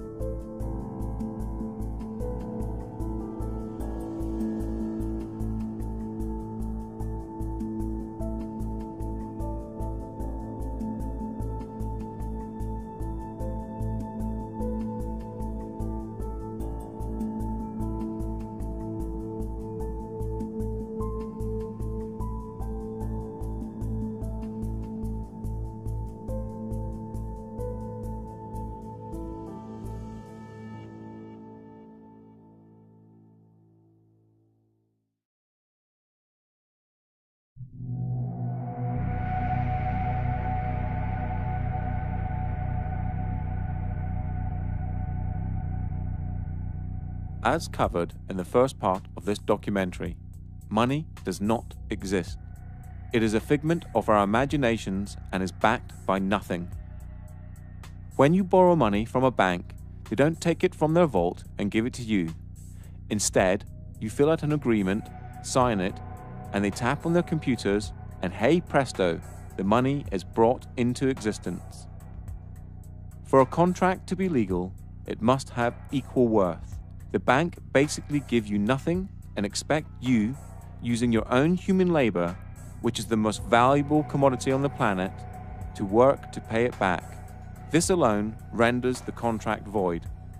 Debt, and the whole industry associated with it, is central to the control system that surrounds you. Possibly the only times that you feel intimidated in your life is for police encounters for non-criminal activities and when you owe money to a creditor, and then consequently the debt collectors or bailiffs they send after you. How, in 2015, do we still have scenes like this? Contracts and debt can never be remedied by force. We will show you that debt collectors and bailiffs have no powers except in very extreme circumstances, and only as a last resort, meaning everything you're watching here is completely unlawful. Even when force is authorized, it is classified as reasonable force and cannot be used against a human. Owing money is not a crime, and you can never go to prison for not paying a debt. The whole of the debt industry runs on fear and ignorance. So now when debt collectors call, the first thing, well, not that they call me anymore, but if they did call me, I think now the first thing I would do is say, thank you very much for paying off my debt. That's really kind of you. You know. And they say, what do you mean? I said, well, you bought my debt. You might have only paid 10p in the pound for it, but as far as I'm concerned, you've paid off my bank account. Thank you very much. I really appreciate it. So yeah, and the great thing is you can have a laugh with them, yeah, because you don't take it. You know, what happened when they first started calling me, I used to get really nervous and my voice would start going all wavy. And, you know, my heart would start going, and I'd be on the phone to them because I felt really guilty, because I felt I'd done something terribly wrong, getting into debt, you know. And then I realised that the whole system is designed to get us into debt, and designed to, the fact is the debts can't be paid off. And every single politician that comes on the television and says, oh, we've got to make cuts, and, you know, we've got to do this, and they're trying to cut our little local hospital down here in Swanage. Well, the fact is that it doesn't matter how many cuts we make, we can never pay off the national debt. Or we can't even keep up with the interest on it because it's growing exponentially. And so this is all part of this control mechanism to keep us poor, to keep not enough to go round, when in fact, you know, if it wasn't for the money, we would have complete abundance. With debt collectors, people assume when a debt collector comes round that they have actual power to do something to you, anything to you. They don't. They have no power whatsoever. They only have the power that you give to them. They're kind of like third-party, you know, strangers, interlopers. You know, they're kind of interfering in your financial affairs. You know, you didn't contract with them. You know, you don't know who they are. They've just turned up on your doorstep, demanding money. You know, who are they? You know, so what they do is they bully you or trick you into contracting with them. And if you contract with them, now you've got a contract with them, they can chase you for money and hound you for money. They'll have a legal right to come after you, but they have nothing until you give them that. And one of the tricks they do is they might say, yeah, give us £1 a week or £1 a month. Yeah, just give us £1 a month. You know, that sounds kind of reasonable. You know, especially if you really genuinely believe that you have a debt to pay. Yeah, yeah, it sounds quite reasonable. But as soon as you start paying them £1 a month, you've just said that you owe them something. So you've contracted it with them. So now that you have to pay them the amount, and that's what usually happens. They'll come after you for the full amount because now they have the authority that you've given them to chase that amount. I've got very little time for debt collectors. I think I've called them everything from the detritus of the human psyche to the scarred baton bearers of old that would wait around the corner waiting to pounce on the innocent and the unwary and those unable to defend themselves. Because the funny thing about debt collectors is, as soon as you show you know what they're talking about, they disappear. So they are actually only there to bully money from those who don't know how to take a stand or don't know what their rights are. Yeah, a very low opinion of debt collectors. To the people who are worried about debt, let me quote a friend of mine who I will call Jay, because I'm not going to name him because he still works for the Royal Bank of Scotland. He's a credit risk underwriter for Royal Bank of Scotland, quite high up.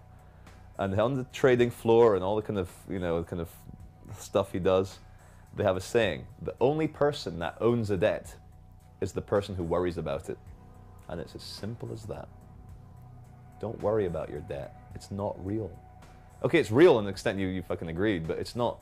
No one's going to die, nothing bad's going to happen, no one's going to get thrown in debtor's prison because it doesn't exist anymore. The reason why Western capitalism is crumbling is because people are starting to be wise to the fact that it's a big bullshit circus charade run by those in charge to make sure that they stay rich. And it's common knowledge in the BBC, Guardian, New York Times that in the last 5 years of recession, the rich have become fucking much richer and the poor have become poorer. If that's not enough cause for revolution, I don't know what is. But people, the only thing that holds people back with anything is fear. My advice to deal with debt collectors or to deal with anybody else is get informed. If you understand what you're talking about, you have a much more powerful position than if you don't know.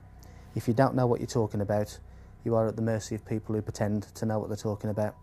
My advice is get informed, understand your rights, understand their rights, what they can do and what they can't do, and then you're in a much better position to fend off any illegality or anything that goes against what should be done. Since the financial decline starting around 2007 to present, caused by the banks and then subsequently bailed out by public money, the effects of which are still being felt across the world. Since 2007, suicide rates in males between 35 and 55 have skyrocketed and can be directly related to debt.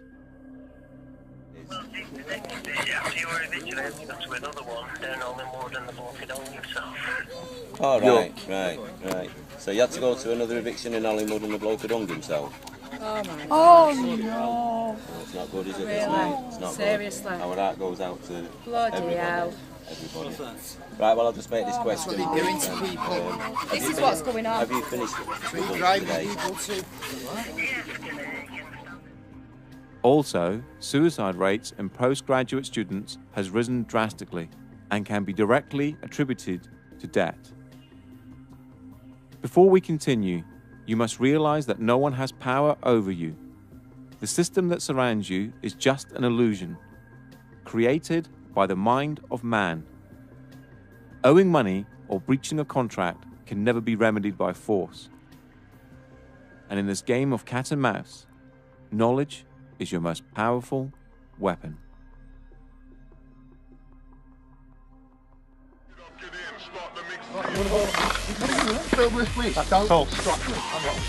Right. So was the water? What are you going to do? What are you going to do? Take it back. Look, where's he going? What is he doing? Stop that! You're being really stupid. Why don't you get some respect for yourself? Have a bit of dignity. Show us the warrant, please. I think we've got a warrant for the arrest. Can you show us the warrant, please? Show us your documentation. Show us the warrant, please, with a wet signature.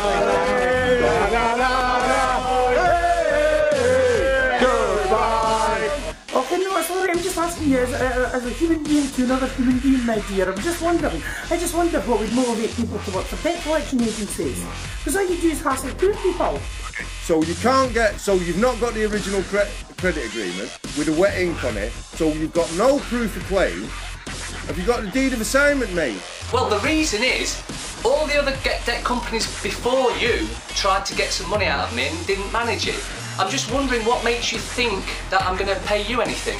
So what the council's done is handed it on to a different set of private bailiff called Marston, High Court Enforcement Officers and Certified Bailiffs. Right, I'll just tell you something now, right? Council tax, yeah? You cannot force entry. Go and bully somebody else. Yeah? I hope you enjoyed wasting your time. See ya! See you later! Bye-bye! See how fucking quick. Hey, see how quick you just fucked off. Horrible, aren't they?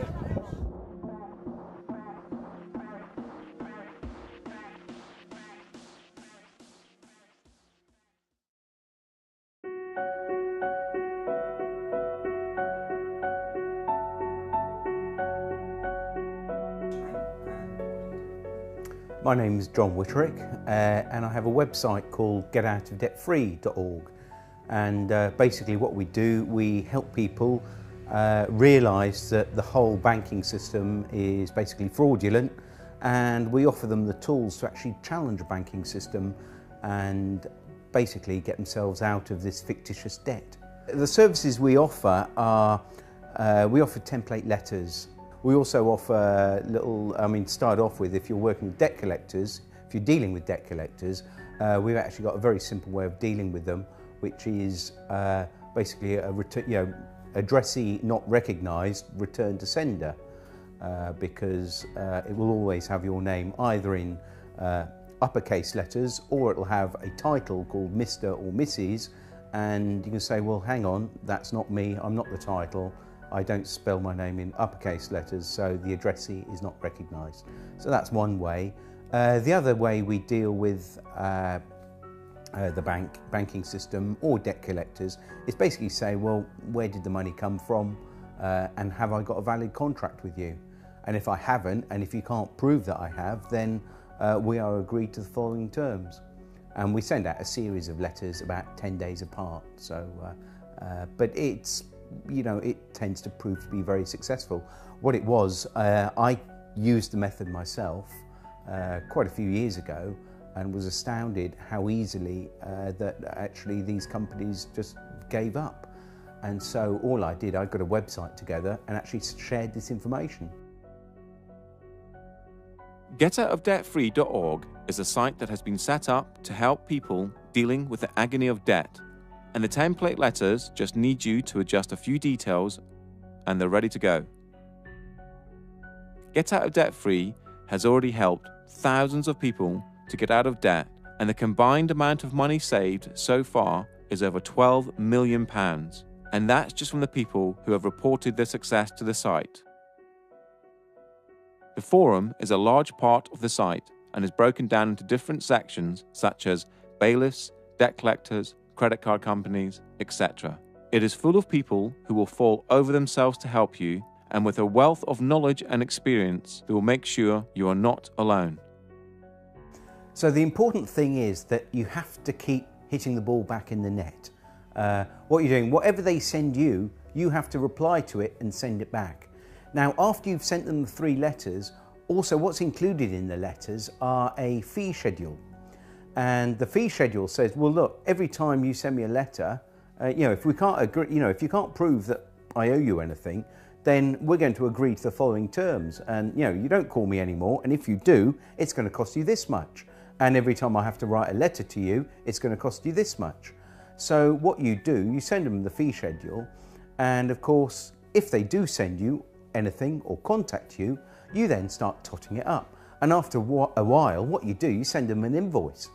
And if they don't pay the invoice, you can then get onto the small claims court online and actually start, pursuing them for the money. So, what you've got to think is the only power they have over us is fear. Now, when the fear goes and you start challenging them, do you think they really want to deal with you if you're going to be invoicing when there's all these people go, oh, like I was, really nervous, and they're going, all right, well, I should owe them some money to get to the stage, right? No, hang on, mate, you've actually sent me 3 letters. I actually charge £500 a letter now. That's 1,500 quid, plus the 2 phone calls at £100. So that, we're up to about 1,800 quid. So basically, when are you going to pay? How are you going to pay? Debt collectors, really, the common term that's used for them is a third-party intervener, which is you have an arrangement, or you had an arrangement with an organisation. Because that organisation have contracted with a third party, which is the debt collector, there's some implication that you have to deal with them. You don't. Nobody has any, you have no obligation to deal with them whatsoever, and they know it really. It doesn't matter how well they've been empowered by their company, you have no need to deal with them whatsoever. And as long as you're firm and clear about that from outset, then your relationship should go a little bit smoother. The other thing I would say is, first of all, in any interaction with any debt collector, at your first communication, let them know that you don't want to have anything to do with them for whatever motives or morals or ethics you feel. But also let them know that any future time they take of yours will be charged, and let them know that that is the terms of your engagement with them, and you can set your charges as you see fit. Now, one of the things that that people often miss when the debt collectors come knocking is that these debt collectors have actually paid off your debt. They've bought your debt, often for pennies on the pound. So if you apparently owe £1,000, yeah, they've probably paid a tenner for it. But the point is, they've paid off your debt. So thank you very much. Did I actually go into contract with you to say that I'd pay you back for that? You should have probably asked me first before you went around paying off my debt for me. So where's the fear in that? These guys rely on fear to make you pay up.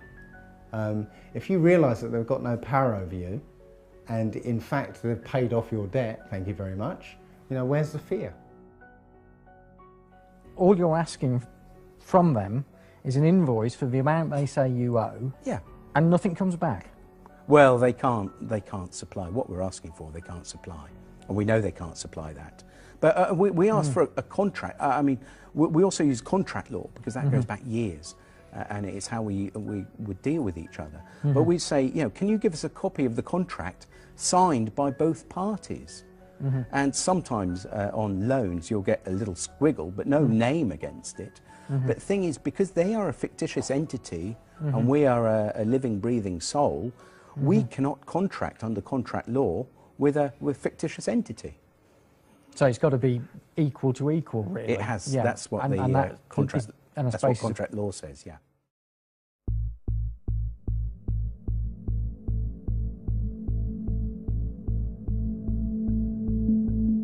Debt collectors have no rights of entry. If they turn up at your door, they can only negotiate how you will pay, nothing more. If they make threats pertaining to more power than they actually have, then they are breaking the law. Normally sending the 3 letters as described in the previous section, plus an estoppel, is usually enough, and it works in nearly all cases. If an agent of a debt collection company turns up at your door, you do not have to deal with them unless you want to. The best thing to do is to not open the door and wait until they go away. If you open the door, go outside and close the door behind you. Take your phone and film the encounter. Tell them you do not want to deal with anyone at the door or over the phone, only by post. Ask them to leave your property, and if they don't, or make threats, call the police. They will have no warrants, so the police must ask them to leave, as it is a civil case. They have no power, only empty threats. We deal with bailiffs quite differently from how we deal with debt collectors. So if bailiffs suddenly say, oh, we want some money, the first thing we would do is, if normally they contact you by post first. And we would just make a differentiation. We're talking about not court bailiffs, but we're talking about private bailiffs. And so for banks and things like that, it's always private bailiffs. So court bailiffs are a little bit different and a little bit specialised. So, but if you're dealing with debts, as you know, and the website is, we'd be talking about private bailiffs. Now, the thing is, they actually have very, very few powers, if any. So the first thing you do, you send them a removal of implied rights of access. So you send them a document you can download off the website, which removes their implied rights of access. Now, what you're doing, you're removing that common law right from the bailiff to be on your property, which means that as soon as he sets foot on your property, then he's committing a trespass, which you can then sue him for. So you make that very clear to him. You can then put that notice on the door or on a window so that it's visible when they actually come onto your property. That's the first thing you do. It's a good idea that everything you do, if they actually turn up at your property, the first thing you do, ideally if you've got a front and back door, you'd go out the back door, lock it behind you, okay, and then go round to the front and meet the bailiff. Make sure you have a camera at all times and view everything. Notepads are great. If you have a notepad and a pen as well, if there's 2 of you, one with a notepad and a pen, another with a camera, it automatically you're watching them. They realise they're being challenged, and that they can't push you about if you're recording everything, and you're well within your rights to do this. The other thing you ask them with the bailiffs, you always ask them, can I see a signed warrant from the court? Now, it has to be signed by an actual judge, not signed by anyone else. It is very unlikely they will have this, unless they have this and give it to you to read, and you can then read it through and take notes. But you can then say, right, I then want to contact the court and actually ensure that this person that signed it is in fact who they say it is. Otherwise you're here under false pretenses, and this is fraudulent. Very often, it's very rare that they actually have anything signed by a judge. So gentlemen, there's bailiffs on the doorstep, the concept of illegal debts, and how you actually deal with them when they're on your doorstep. So who'd like to take that? After that. Well, first thing you've got to understand is that the standard bailiffs have no power whatsoever. They will tell you they can come in your property whenever they want and remove property. They cannot. They're like vampires. You have to allow them in once. If you've allowed them in, they can come back and possibly break into your property and remove it. If you don't let them in the first place, there's nothing they can do. My son was dealing with a particular bailiff called Equita, who were threatening to come around and remove his property. And he showed me the letter, and he got a little worried because it says, "We would prefer you to be there, but if you're not, we will remove property anyway."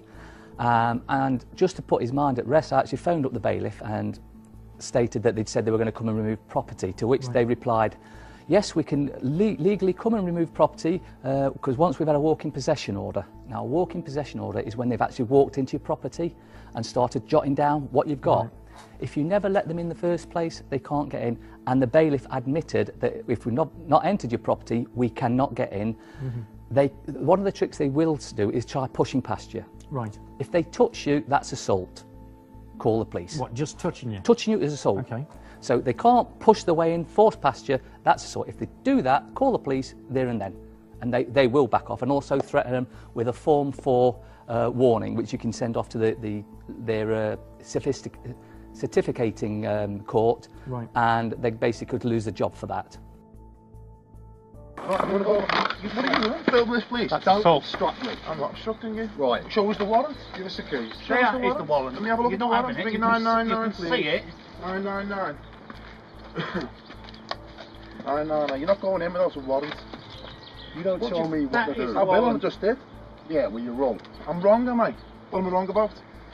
Where's your warrant? Go away. There. You got. Can you see that? Let me have a look at the warrant. How you doing? There. You trying to be heavy here or something? Are you trying to intimidate me? You know what you're trying to do? You said 6 times, can I see the warrant? There is the fucking warrant. I want to see the warrant. Hand me the warrant. You're not you are here. And of course, they can't break into your house. That's the other thing. Everyone thinks, well, they can't. You can let them in. Once you've let them in, basically they can then go in again. But what you do not let them in. You make sure the house is locked at all times. Except for in exceptional circumstances listed here, criminal court fines, income tax, or, if it's a business, can reasonable force be used to gain entry, but only as a last resort and only after all other avenues have been exhausted. The wording here is reasonable force. Bailiffs cannot use force against a person, and it states it here in Schedule 12 of the Control of Goods Act, and here in the Criminal Law Act 1997, and on the gov.uk website. The problems arise when bailiffs do not understand their powers and misinterpret the words of the acts, which is easy to do as they are so complicated. Bailiffs tend to pick the parts of certain acts that suit them best. A prime example of this is when the police attend and the bailiff shows them a court warrant, walking possession order, or something of that nature, and then they show this part of Schedule 12 of the Taking Control of Goods Act, where it states it is an offence to obstruct a bailiff. The police will state that they are there to prevent a breach of the peace, and if you obstruct the bailiff, they will arrest you to prevent that breach of the peace. This can be broken down to a tale of the tape to show the position of each person in the situation. You, a living, breathing human being. Human rights are absolute. Only unto the law. You are man or woman, the highest authority. You are trying to protect your property. The bailiff works for a corporation, has a fictional title and is representing a fiction. No right to use force against a human. Has some sort of court order. The police officer is a public servant. You are the public and the bailiff is not. They are there to prevent a breach of the peace. Many encounters have ended with the police siding with the bailiffs, and acts of violence or arrests being made on the debtor, all because of a major misunderstanding on behalf of the police. Here's why. We have shown that force cannot be used to collect a debt except in exceptional circumstances. A bailiff cannot use force on a person.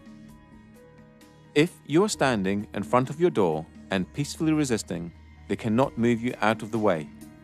For an arrest under the prevention of a breach of the peace, there are plenty of case laws that show the aggressor is the one to be arrested. The main definition comes from R.V. Howe, 1981, and the following next 4 case laws define who is to be arrested to prevent a breach of the peace.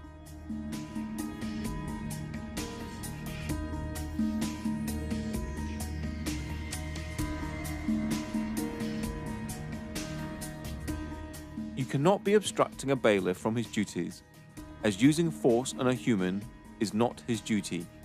It seems trivial, but the law allows you to peacefully resist the possession of your home or property. If the bailiff is there for a debt or a non-criminal fine, such as a speeding ticket or parking ticket, then it is a civil matter and the police must be impartial no matter what the paperwork says. R.V. Howe, 1981, and Bibby v. Chief Constable of Essex Police, 2004, are now held as the authority for defining a breach of the peace.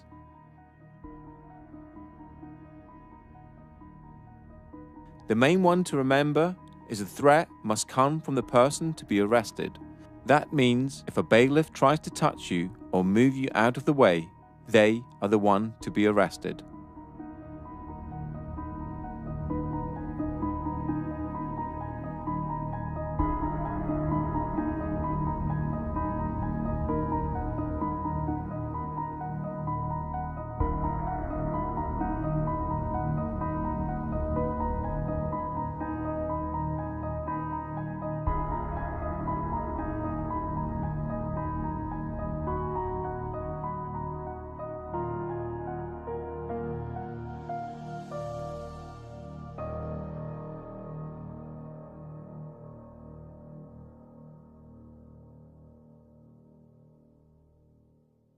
I'm talking to you. I'll help you up in court, mate.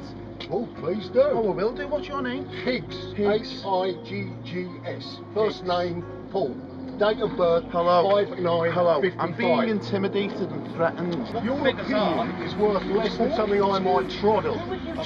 You! What's the matter with you? How many of you are there? What's it got to do with you? Hello? You're committing trespass and fraud and theft on people. That's what you do for a job, and you should be disgusted with yourself. That's what you do for a job. You're a thief. Go away, you ain't having it. Too many fucking massacres today and more coming down. And Monet ain't even started. They're all tweeting, texting. With 200 people in the street. You haven't got the firm. Because we got the firm. Look how many fucking people. Yeah, we got Can we report a crime, please? These criminals here, please. These criminals are Constable. trespass on our land. And can you please explain that the evidence is not admissible if it's not signed? This is not signed, nothing's been signed, it's inadmissible, and you will be trespassing if you come on this property. You can't force your way into the property. What are you doing? You're breaking the law. No, you're breaking the law. We're filming you. Who are you? We want some ID, please. We can have some ID. We can have some ID. Why are you trying to force in here? Let's go. That's a warrant of control for the unpaid penalty. And where's the magistrate's signature? Don't need a magistrate. Oh, yes, you do. So you can call the police if you wish. You both have no power here, so you should leave. Because we will ring the police. You can do that, but it will be deemed theft. Leave the land. Leave the land. Leave the land. Thank you very much. Leave the land, please. Come on. He's got no authority. He's a locksmith. Get him off the land. Thank you very much. You need to read this in relation to this eviction today. We're not allowed to use any force or violence, and that would be laid at Magistrates Court tomorrow for a summons against anybody here who authorises or who issues violence for this eviction. It's simply not allowed. I'm pretty sure of that. I'm pretty sure it's not just a job. Yeah, I'm sure it's vocational. You're doing the right thing. Yeah, you swore an oath to protect us, the people, not to protect them, to protect us.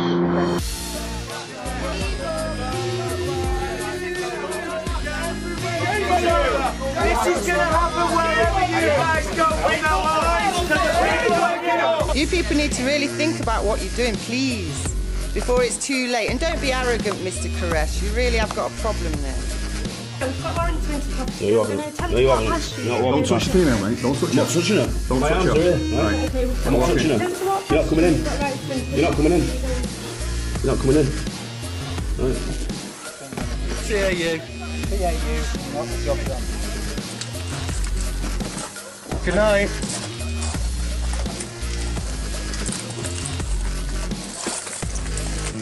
The law. It's a criminal. It's a trespass. Caught by this. It's refusing to request a leave. By a sergeant. So I agreed to leave.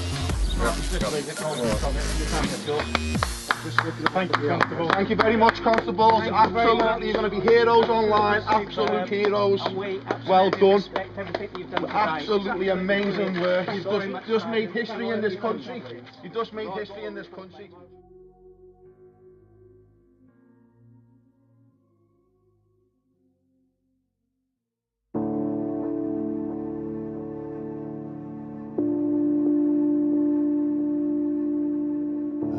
In this society, there is no way of actually living free at this point.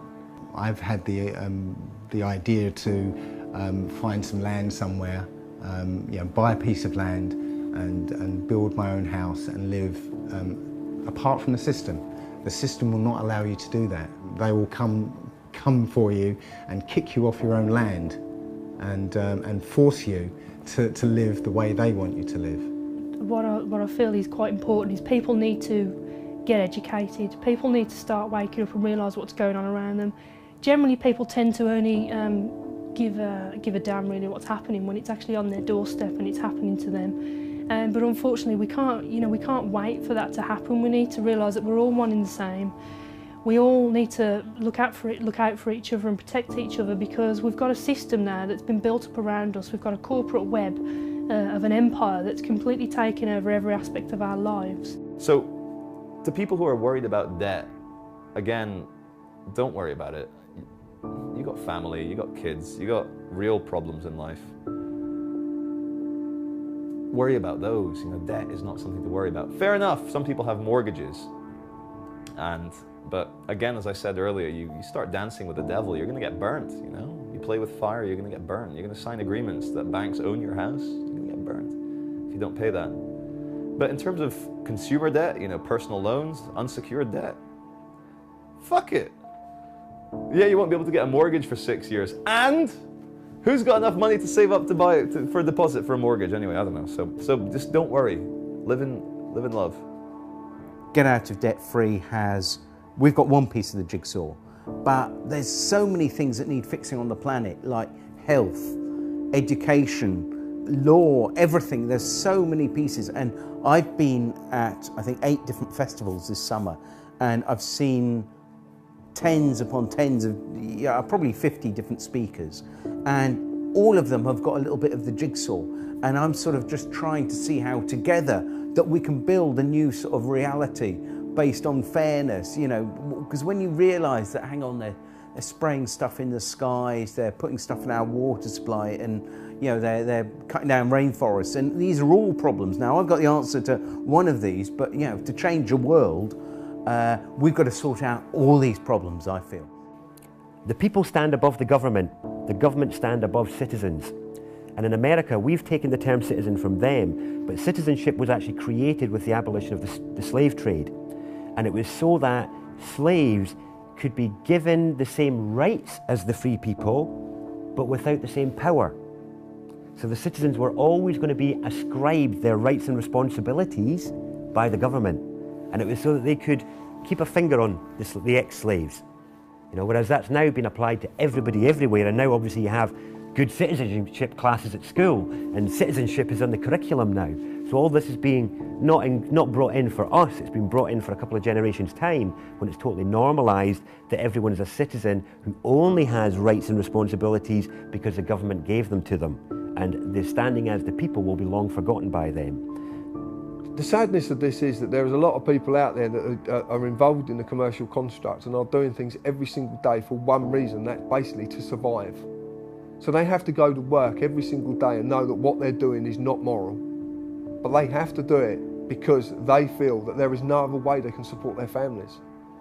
They are taxed to the hill. Everything that they've got, they are threatened with its removal if they do not comply. That's a very, very sad situation, because that means that the human being is being controlled by a construct and can't escape that construct, and it gets worse day in, day out. They want a way out. Ignorance is our fault. Not being up to speed with what's going on is our responsibility. We're giving our power away to people who are using it against us. People need to understand. People need to wake up to what's really, really going on before it's too late, and stop looking at the mainstream media Stop looking at the mainstream newspapers. Start looking at some information that's real and is relevant, because otherwise we're all going to be microchipped, we're all going to be controlled. We can barely do anything now, having to ask the government for permission to protest against the government. Our freedoms are being taken away by the day, and people are not noticing because they're being distracted with other things, from religions, from TVs, from celebrity gossip. We need to be adults about it, we need to open our eyes, and we need to really, really see what's happening. Otherwise, we're going to be in the middle of this new world order, this complete one system of control, and we're all just going to be barcodes. And that's the way it's going, and that is the true reality of the world that we're living in at the moment. 5 years ago, when I was looking for letters to actually send to the banks, there was nothing on the internet. Nobody was like talking about this, apart from Mary Elizabeth Croft, who I based our letters on. And I thought, oh, this is wonderful. And I was thinking there must be template letters out there for, you know, after the book that she'd written. There was nothing. Now we've got websites and forums and loads of different letters out there for dealing with banks and debt collectors. You know, so that's how far in the last 5 years consciousness has shifted. People are waking up. Now, when we hit the 100th monkey effect, that's when everyone wakes up. It's like a new film that's like no one has heard of, and then suddenly it breaks through and everyone's talking about it. And I feel that people suddenly realise, my goodness, we've been had by the banks, the governments and the corporations, and with endless war, with endless poverty, and keeping us on that treadmill.